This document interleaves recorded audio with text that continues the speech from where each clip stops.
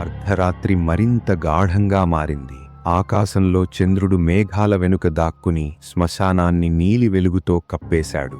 గాలి ఒక్కసారిగా బలంగా వీచింది. చెట్ల కొమ్మలు వంగి వంగి ఒకదానికొకటి తాకుతూ భయంకరమైన శబ్దాలు చేశాయి. విక్రమార్కుడు మళ్లీ ఆ శపించబడిన చెట్టు ముందుకు వచ్చాడు. అతని కళ్లలో అలసట లేదు, కాని ఈసారి ఒక వింత ప్రశాంతత కనిపించింది. ఇది చివరిసారి కావచ్చు అని అతని మనసులో అనిపించింది. చెట్టుపై వేలాడుతున్న బేతాళుడు నవ్వుతూ అన్నాడు, హహహా విక్రమార్క, ఎన్నిసార్లు నన్ను తీసుకెళ్లావు? ప్రతిసారీ నీ సమాధానం నన్ను తిరిగి ఇక్కడికి తెచ్చింది. కాని ఈరోజు కథ చివరిది. ఈ ప్రశ్నకు సమాధానం చెప్పగలిగితేనే నీ ప్రయాణం ముగుస్తుంది అన్నాడు. విక్రమార్కుడు ఒక్క మాట మాట్లాడకుండా బేతాళుడిని భుజాన వేసుకుని నడక మొదలుపెట్టాడు. అప్పుడు బేతాళుడు తన చివరి కథని ప్రారంభించాడు. ఒకప్పుడు చంద్రగిరి అనే రాజ్యంలో సమర్థుడు అనే రాజు పాలించేవాడు. అతడు ధైర్యవంతుడు, న్యాయపరుడు. కాని అతని జీవితంలో ఒక పెద్ద పరీక్ష వచ్చింది. ఒక రాత్రి రాజమందిరంలోకి ఒక రహస్య స్త్రీ ప్రవేశించింది.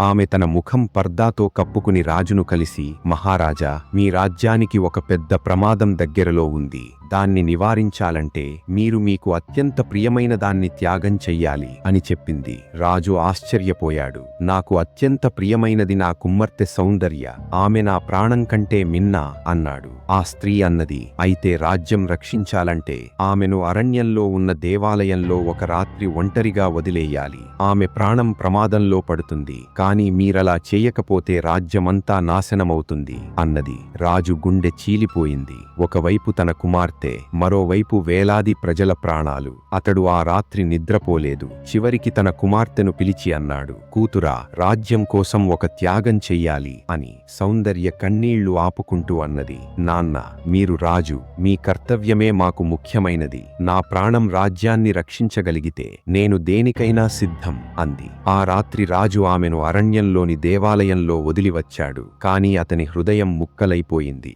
రాజ్యం మొత్తం ఆందోళనలో మునిగిపోయింది. అదే సమయంలో రాజమందిరంలోని మంత్రి ఈ విషయం తెలుసుకుని కోపంతో ఉడికిపోయాడు. రాజు తన కుమార్తెను ఇలా త్యాగం చేయడం ధర్మమా అని అనుకున్నాడు. అతడు రహస్యంగా సైనికులను పంపించి సౌందర్యను రక్షించమని ఆదేశించాడు. అరణ్యంలో వింత సంఘటనలు జరిగాయి. రాత్రి గాలి గర్జించింది.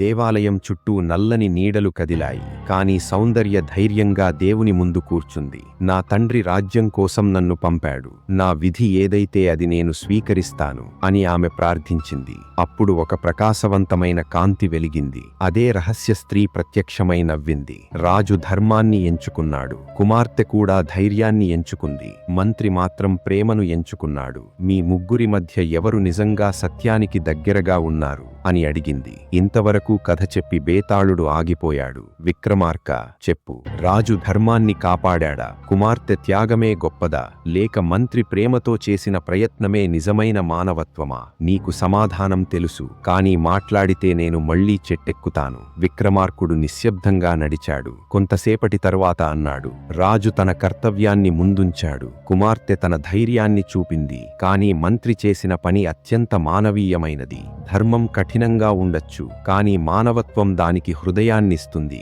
ప్రేమ లేకుండా ధర్మం శూన్యం. కాబట్టి మంత్రే సత్యానికి దగ్గర అన్నాడు. అప్పుడే బేతాళుడు గట్టిగా నవ్వాడు. కాని ఈసారి అతను విక్రమార్కుడి భుజం నుంచి జారిపోలేదు. బదులుగా అతని స్వరం నెమ్మదించింది. విక్రమార్క, నువ్వు ప్రతిసారీ సమాధానం చెప్పావు. కాని ఈసారి నీ సమాధానంలో ఒక కొత్త సత్యం దాగి ఉంది. ధర్మం కంటే మానవత్వం గొప్పది అని నువ్వు అర్థం చేసుకున్నావు. అందుకే ఈ శాపం ఇక్కడితో ముగుస్తుంది అన్నాడు. ఆ చెట్టు ఒక్కసారిగా కదిలి నేలలో కలిసిపోయింది. శ్మశానం చుట్టూ ఉన్న నీలి పొగ మాయమయ్యింది. ఆకాశంలో చంద్రుడు వెలుగునిచ్చాడు. బేతాళుడు నెమ్మదిగా విక్రమార్కుడి ముందు నిలబడి అన్నాడు, నీవు నిజమైన రాజు.